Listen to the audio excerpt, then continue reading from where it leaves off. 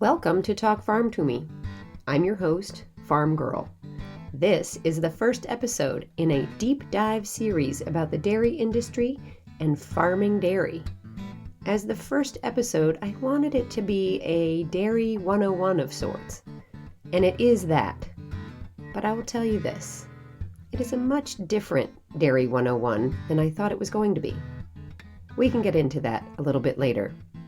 To get us started on the right track, I want you to meet New York dairy farmer Rich Dirie. He's been farming dairy his whole life. My parents bought the farm in 1944. They milked 10 cows, and when they bought this farm, they moved the 10 cows over here. There was room for, I think my dad said there was room for like 16 in the barn, and after a few years, they started milking more cows, and gradually he changed to milking cows on both sides of the barn. That gave him room to milk 30. Then in 1960, I believe it was, we added on to the barn and made room for 15 heifers. Just a quick aside here. A heifer is a female cow. She's usually the daughter of one of the dairy cows, and she's kept on hand as a replacement cow in case one of the dairy cows becomes less productive. Typically, a heifer is bred and starts milking when she's around 2 years old. So that we had 30 cows in the main barn to milk, and then there was 15 heifers in the addition. And in 1944, when he bought the place, was the house, the barn, I guess just a bare farm, and around 100 acres, and he bought it for $5,000. And he borrowed the money from my grandfather. My grandfather said, "How are you ever going to pay that money back?" He said, "That $5,000, that's a lot of money, you know." $5,000 for a 100-acre farm in 1944.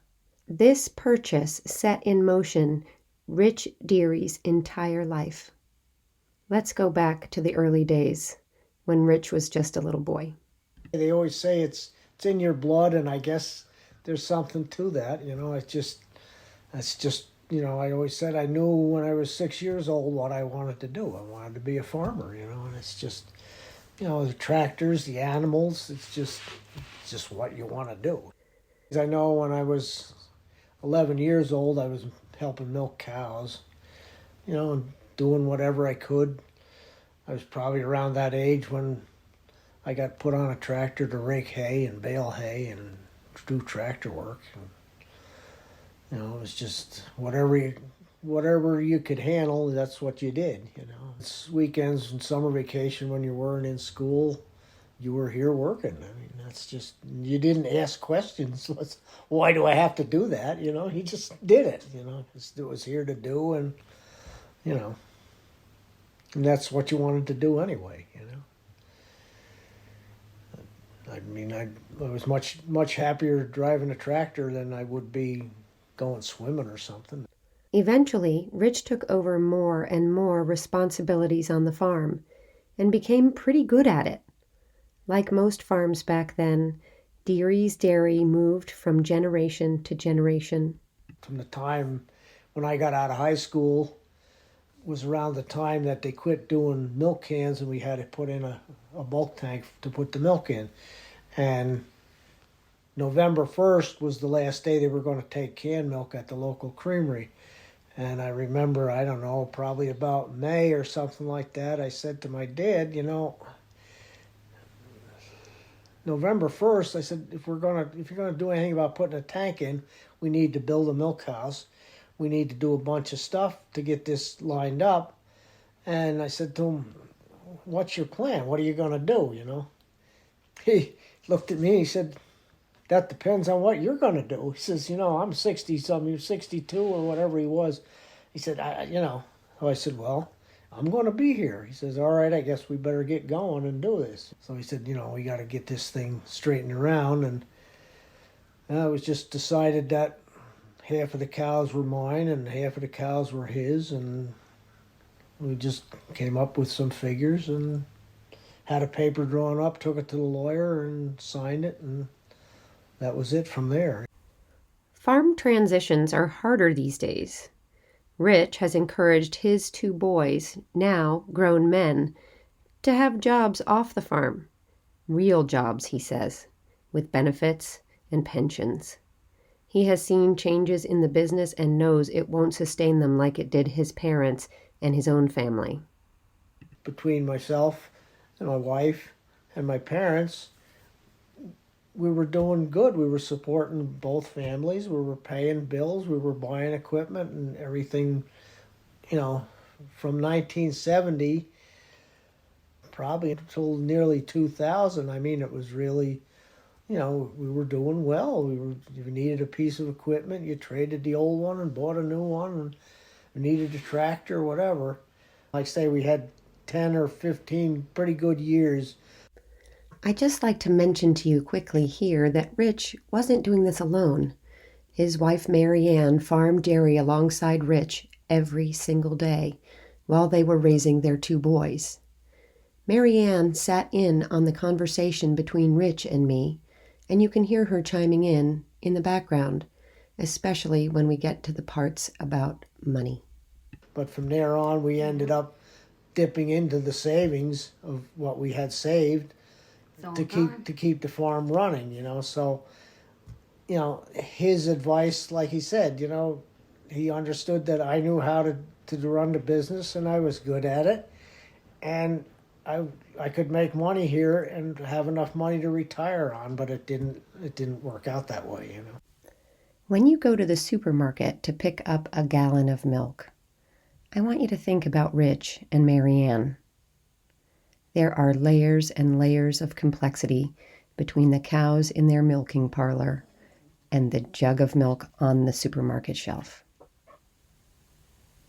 But from that point on, what actually happened is the milk price remained level, but the price of everything we bought kept going up.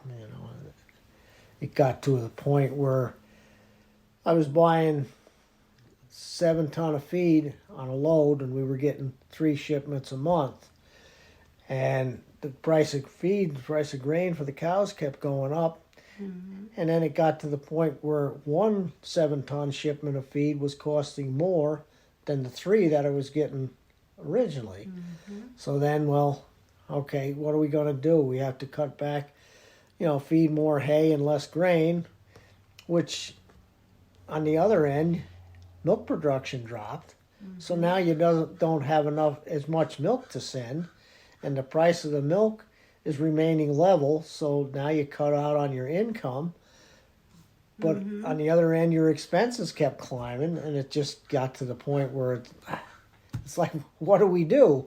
The bigger farmers kept producing more and more milk, so the supply was out there, but demand was either dropping slowly or remaining constant. So there's more milk, less demand. The price of milk starts dropping, and it just snowballed into a thing where you're actually losing money, Working hard, farming dairy every day for decades, and losing money. And from there on, it's just been kind of a struggle. You try to figure out what you can afford to buy. You need tractor tires, and can't really afford them. Well, maybe we can let it go until next spring, or we need this and we need that, and it's just, but what do? You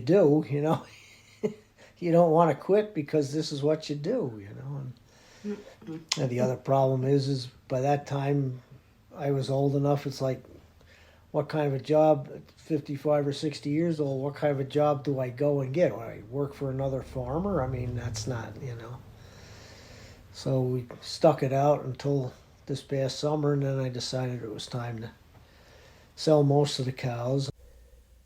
I wonder if you're thinking about the other dairy farms in the area. Could this possibly be just a problem with Dirie's Dairy? Well, in New York State in 1997, there were 9,286 dairy farms. And by 2012, That number had dropped to 5,427. That's a loss of nearly 42% of the state's dairy farms. But in Sullivan County, the county where Dirie's dairy resides, in the 30 years between 1987 and 2018, dairy farm numbers dropped a precipitous 75%, from 112 farms to just 28. And that number continues to drop. I believe there's either 11 or 12 dairy farms left in the county. And I was just mentioning to my wife here the other day, I said, on this road, there was a farm down the road was a dairy farm. This was a dairy farm. The next place up the road was a dairy farm. The next place above that was a dairy farm. And the place partways up the hill, there was a dairy farm. So there's 5 that were right here on the road. And you take Stump Pond Road up that way, there was 4 or 5. I said there was more dairy farms right here in this little cluster than there is in the whole county now. It's just, and every road was that way. Every place was a dairy farm, and they milked maybe 15 or 20 cows, and everybody made a living. They weren't getting rich, but they made a living. And now, I guess we could still be considered a dairy farm because I'm milking cows and selling milk. Rich Dirie is still selling milk, a little, locally, direct to consumers right off the farm. There's an on your honor jar to put the money in, and a glass front refrigerator with raw milk in it. Dirie's is certified to sell raw milk. That is a whole other issue that we won't get into right now. But besides the impact of a failing dairy farm on the farm family, the Diries, there's a ripple effect. Let's look at how the disappearance of small dairy farms affects the rural communities where they were. When I was a kid, there was creameries. There was one in Jeffersonville, there was one in Roscoe, there was one in Youngsville, there was one in Liberty. Every sizable town had a creamery where you could take your milk to. Little by little, I don't know what really, I guess the thing of it was that there wasn't enough milk coming in anymore, or it was costing them too much to have their milk transported from here to New York, or whatever the story was. But little by little, they kept going out.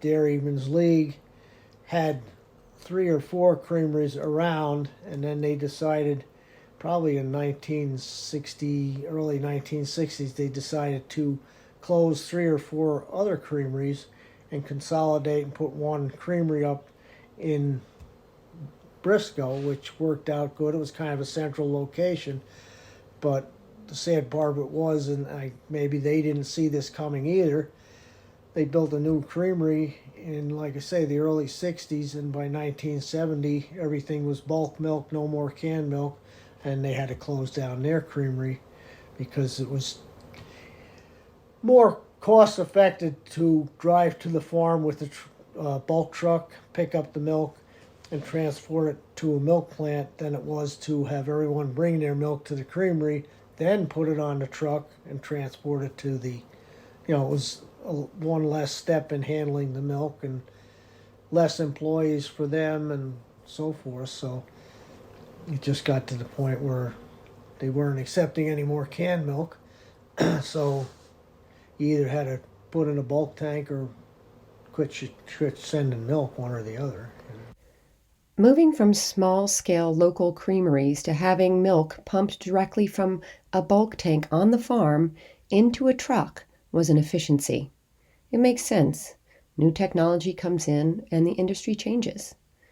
As the industry shifts to integrate this more efficient process of moving milk, smaller farms have more infrastructure costs that are hard to handle, especially when milk prices don't compensate farmers in a way that enables them to continue.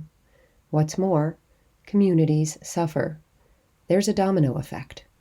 But the thing of it is that I keep saying, and I'm probably right, is that at one point every town had a small car dealership, every town had a small general store, every farm had 500 chickens, whatever, and that all gradually we we have Walmart and we have big car dealerships, and it's just, I'm saying it's nobody's fault. What it's going to be is big farms, and us smaller farms are not going to exist anymore because you can't. It's just the way economics works, I guess you would say. It's a harsh reality. Smaller farms basically have to go big or go home. Let's hold Rich Dirie's experience up against the bigger picture. I invite you to join me as we zoom out, so to speak. We head to Madison, Wisconsin, to meet the University of Wisconsin's Director of Dairy Policy Analysis in the College of Agricultural and Life Sciences.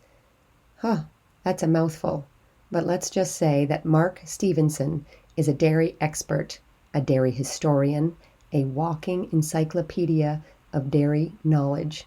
Oh, and his grandfather was a dairyman, so there's family lineage on his side as well. Back in the 1930s, we peaked in the country, in the U.S., with the largest number of dairy farms that we've had. And at that point in time, we had something like 3.6 million dairy farms in this country. Today, we have less than 40,000. So there's been tremendous consolidation, and that's happened over a long period of time, and not always for the same reasons, but there have been some economies of scale that have been sought. I mean, for example, when my grandfather was milking Guernsey cows at their farm, they put milk in cans, and the cans were cooled. I mean, these are big 40-quart metal cans that most of you may be somewhat familiar with, but those were cooled and they were picked up by the milkman. The cans were taken in, and in the 1950s and early 60s, we had the innovation of the bulk tank on the farms, which is a much larger self-cooled container for the milk to go directly from the cow into this bulk tank. It's not touched by human hands at this point in time. And it's much more hygienic. It's much more efficient. It's also much more expensive than a milk can was. And if you ask me when I first started in this industry, what constitutes a small farm, I would have probably said, I don't know, maybe 15, 20 cows, something like that. We saw farms like that. There were quite a few of them. Can hardly find a farm that size today. They've grown in size. Well, at 15 to 20 cows, you can't justify the expense of a bulk tank. You had to have maybe 80 or 100 cows to justify that expense. So the technology has continued to push us toward farms that can afford the capital. And when you've done that, you want to make sure that that capital is fairly intensively used. We heard this from New York dairy farmer Rich Dirie, right? The small farmer has trouble keeping up with the necessary expenses on the farm, including new technology. And that's made even more difficult when milk prices are unpredictable. Back in the 1930s, actually even predating that, we had quite a lot of price volatility back then. And that's when the government began to step in to help try to regulate prices a little bit and normalize some incomes for dairy producers. Prices used to vary as much as 150% over the course of a year at that point in time. Can you imagine that? What about your business? No matter what you do, could your business withstand that kind of price swing? So we did squash price volatility for a long period of time, but we've kind of backed away from that. And some farmers are really seeing some stress in the price movements that we've had. I'm wondering how one goes about squashing price volatility, aren't you? I mean, I know we all want our markets to work well on their own, but let's find out what the government did back then. Well, the government did it in an interesting way. Back then, most of that price volatility had to do with the seasonality of both production of milk and the demand for dairy products. Those two things have strong seasonal components, and they don't mimic one another. They're out of phase. So in the springtime, cows were historically moving out onto pastures again and beginning to calve at different times of the year that produced a lot of milk in the spring. And our big demand season of the year is kind of Thanksgiving through now Super Bowl. And that's when cows are producing the least amount of milk. Okay, so in the spring, the cows have babies and start producing milk, a lot of it. And we want that milk the most. Think cheesy lasagna, nachos, pizza, hot chocolate in the winter from November through February. So those seasonality components are still there. They're not as strong as they used to be, but our price swings now are not predictable, and they used to be much more predictable. What the government did back then was stand willing to buy dairy products off the market in the springtime and then sell them back to the marketplace when the market was short. So storable dairy products like cheese or butter or non-fat dry milk, they would purchase in unlimited quantities at as much as anybody wanted to sell to them at the announced prices, and then they would sell them back to the marketplace in the fall. So that really did help to stabilize prices quite a lot. So the government doesn't do this anymore. Let's find out why. Well, the program got abused. As you can imagine, one thing that you can do by being willing to buy as much product as anybody wants to sell to you is that you can lift market prices to levels that is not reflective of consumer demand. And that did happen back in the 1970s and 80s, early 80s. We had a couple of years when the government bought more dairy products than all of Canada, for example, produced in a year. So it was just a huge big bill, and it was a system out of control. And the only way to finally deal with that is just to say we're not doing that anymore. So, how are farmers selling their milk now? They're certainly not going door to door with their milk bottles anymore. But how does the milk get from the farm into the grocery store? Let's find out where it starts. We have milk, and we have to find a market for that milk. And we may be a member of a cooperative that's going to do that for us. They will find a place to sell it, or we may sell our milk directly. Now, 80% of the milk in this country is marketed through a cooperative. The cooperative might own their own processing facilities, in other words, make cheese or maybe bottle fluid milk, or they may just market the milk for you. So they negotiate on your behalf and would sell the milk to a proprietary cheese plant or butter powder plant or something like that. And that's the way that milk gets marketed. Okay, so a dairy cooperative markets the milk and finds a place for it to be sold, to bottle milk or to make cheese. That sounds pretty efficient and helpful. Then the farmer can keep to the business of making milk. In a future episode of this deep dive into the dairy industry, we are going to get into the business of dairy cooperatives. They are not as simple as they seem. Stay tuned. When I first started this deep dive series into the dairy industry, I wanted your introduction to be a country drive down a winding road to a big red barn with green rolling hills and a herd of picturesque black and white cows grazing lazily. Apparently, I am not alone in that fantasy, and I am not alone in finding out that the reality is so much different. Well, I think that, one of the things that's going to come into this becomes individual value judgments that people have. There are a lot of people who like driving out through the countryside if we don't live and work on a farm. And we like seeing little red barns and, black and white cows on green pastures. It's just what our mind says should be there. And that's not the reality of most dairy farms today. Our farms have gotten larger. We handle cows in larger units and pens than we used to. But the care and comfort of cows is every bit as much cared for as it ever used to be. It's just done differently. Dairy farmers know that if my cow is not comfortable, well fed, and well cared for, I don't get the milk production out of them. And the milk production is so much higher than it used to be that animal care is something that they look after very closely. Well, I have certainly heard that before. If your cow isn't happy, it is not going to produce good milk. I do think it might be worth diving into cow care and how cows are treated on dairy farms. I mean, if milk production is up per cow, like the agricultural census says it is, are our cows just happier? Or is there more to cow care than we currently understand? We can address this in a future episode, so let me know what you think. Now, back to my original dairy farm fantasy for you.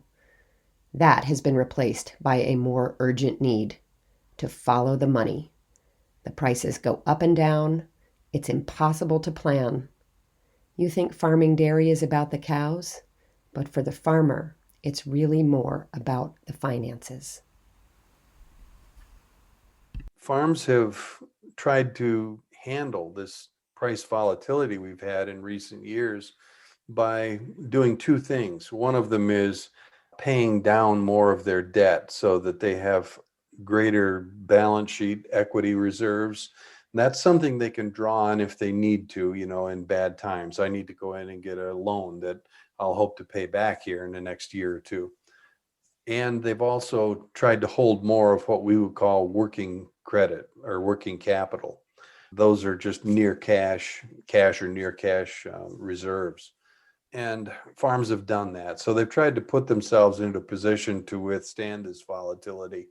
But what we've had in this last cycle of prices, our cycles over the last 15 years or so have been roughly 3 years in length, of up and down. And this time we're going into 6 years of relatively lower prices. We haven't had much of that big recovery that we keep hoping for. Actually, 2020 was supposed to be that year. We had prices coming up at the end of 2019, and the forecasts and projections were for continued strengthening of those prices all the way through 2020. But then the pandemic showed up, and that kind of threw everything into a tailspin. So farms have been really quite stressed as far as most of their expenses go. And, when you're working 12, 14, 16-hour days and you're still not able to pay all your bills, it's crushing. I mean, it gets to be a really difficult thing to just mentally cope with, let alone, fiscally. So it's been a challenge for dairy farms. Farmers are stressed. Prices for milk are volatile, and commodities prices in general have been down over 50% since 2012. Farm debt is at a record high. Add to that worsening weather and trade tensions. Oh boy. And if dairy farmers are watching the numbers of dairies closing or going into bankruptcy, which they are, that stress is compounded. No farmer wants to lose their farm, but even more deeply, no farmer wants to be the generation to end their family farming legacy. Losing dairy farms is not headline worthy. I mean, we've been doing that since 1930. It's the rate of exit. I mean, we've been having more attrition than ever before. And not all of that is because you've had a banker call and say, I'm sorry, but I need to have your loan paid up now. You're way behind. A lot of it has just been a stage of life for people, that maybe you're 60 years old or something. And again, as I said, you've been working these 12, 14, 16-hour days, and you still aren't able to pay all your bills. Do you really want to go into the banker and say, I want a line of credit, to pay these bills? I want to keep milking cows at a loss. And the answer to that at that stage of life may be no. If I don't have a son or a daughter that's coming back to inherit the farm, it's going to be terminal anyway. Maybe now is just the time to get out and, just stop the bleeding. Do you wonder why some dairy farmers don't get out of farming dairy and start maybe farming something else instead? If a crop farmer normally plants a rotation that includes corn and soybeans. They would probably try to convince themselves about what they think is going to be the better price this year, given the costs of raising the crop. And they could plant relatively more corn and less soybeans, or, vice versa. You can't do that with a dairy farm. Those facilities that you have and invested money in, they're good for nothing else except dairy cows, not dairy sheep. You can't put them in the stalls. You can't run them through the milking parlor, but really just dairy cows. So you're kind of committed to doing what you're doing when you've made that investment. Okay, so if you start as a dairy farmer, you've got to stick with dairy. When I was a kid, milk was always on the dinner table. I even had a tall glass of cold skim milk when I got home from soccer practice every day. A lot of folks think that dairy consumption is down now because people are drinking less milk. And now dairy alternatives line our supermarket shelves. Almond milk, soy milk, oat milk. We'll talk about these in another episode of this deep dive series, so stay tuned for that. But I'll let you in on a little secret. Dairy consumption is not down. It's just different. We're eating our dairy right now. We aren't drinking it. So cheese consumption in 1975 was about 14 pounds per person. Today, it's more than 38 pounds per person. We've really increased cheese consumption a lot, and we continue to. A pound of cheese is 10 pounds of milk, so that's only one product. We've had other products. You might remember 5-6 years ago, we had quite a surge of Greek yogurt. That was a sort of a new thing for American consumers.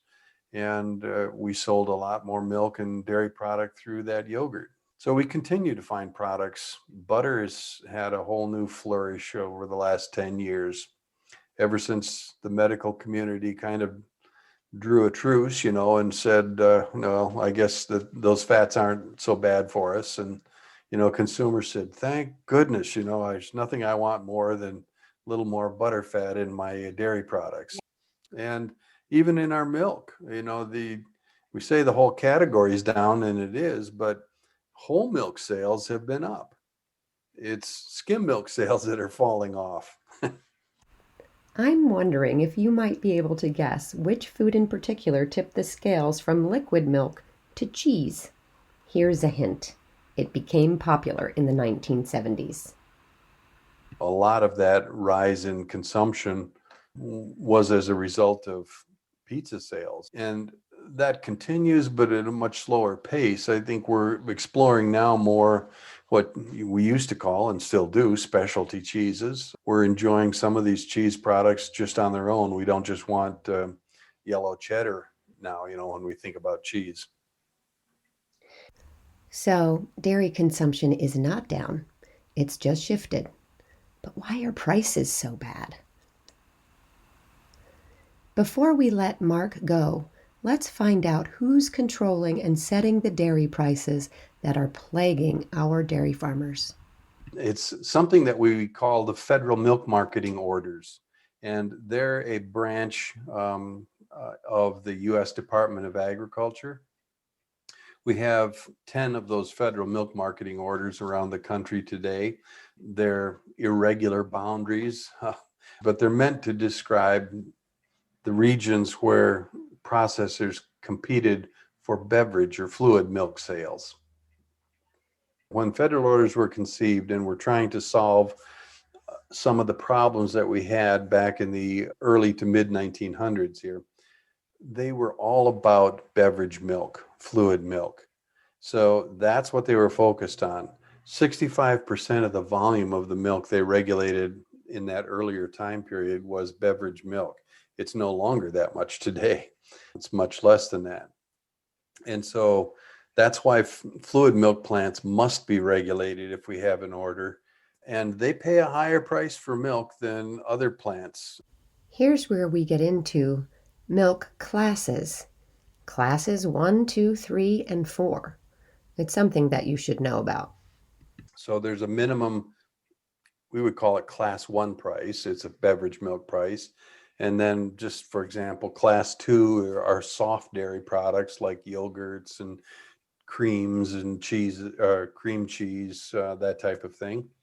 And then hard cheeses are class 3, and class 4 are butter and milk powders. So you can imagine that if a farmer is sitting here and there are 2 or 3 plants relatively nearby, one of them is a fluid plant, another's a cheese plant, and the other's a butter powder plant, that farmer is going to want to sell his milk to a fluid plant because they have to pay usually the higher milk price.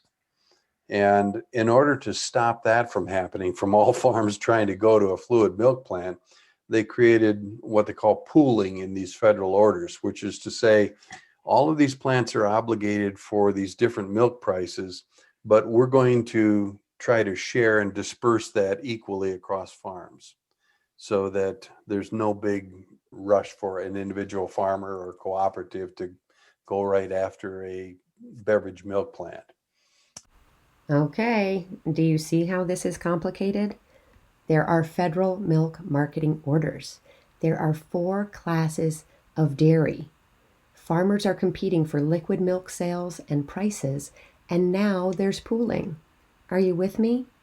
This doesn't get any easier from here, so pay close attention.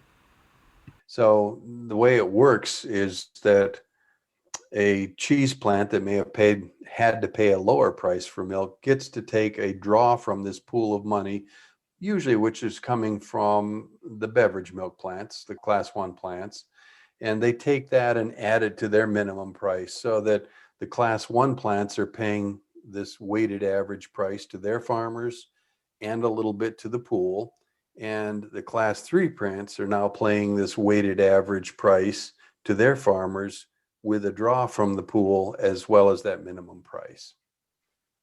The pool.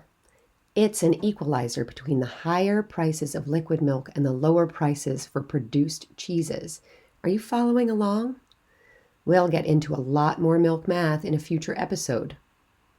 Do you remember back in middle school when you were doing all that math?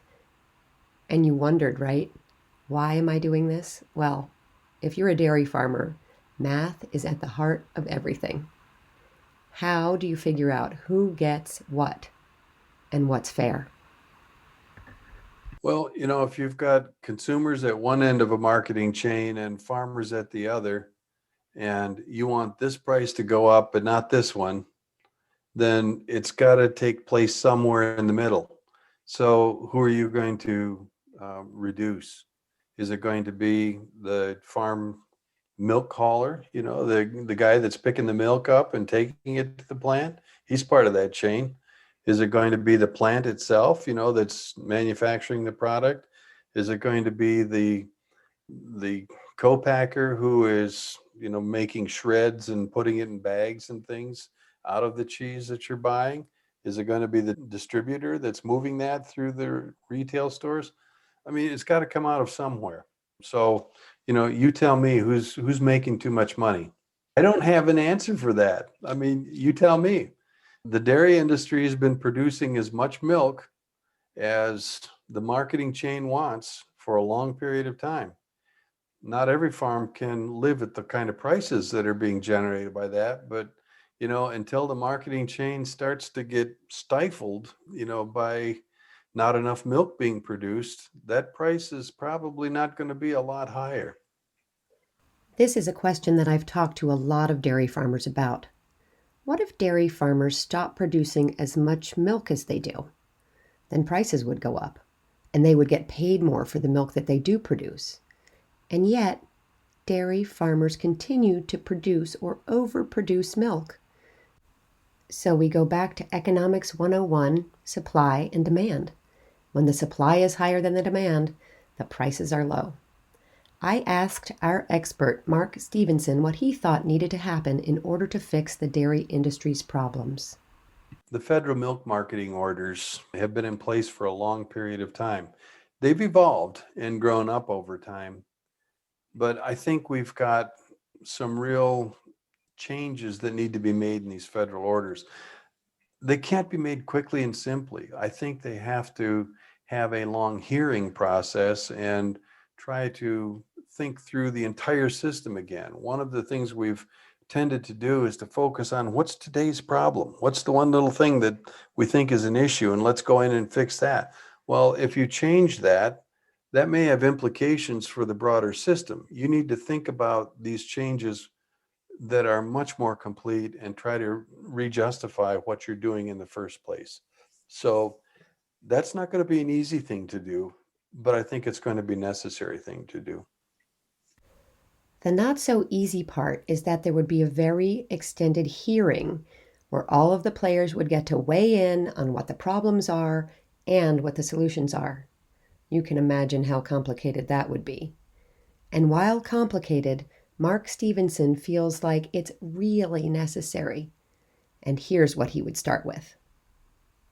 I would start with, we need to think about price discovery. In other words, how do we determine that monthly value for milk that we have right now? It's banging around like crazy. Do those prices have to move that month in a given month, to signal what the market wants? Is this too much milk or not quite enough? We can do that without $10 changes in milk. It doesn't have to go as low as it goes. You'd have to give up some of those real high points, to get there. But a lot of people increasingly are willing to have that discussion now that weren't a few years ago. And then, of course, you have to think a little bit in a federal order, not just about price discovery, but how do we share that income? These are the big questions. Who gets what in this big dairy pie? What is fair? How can it be more stable?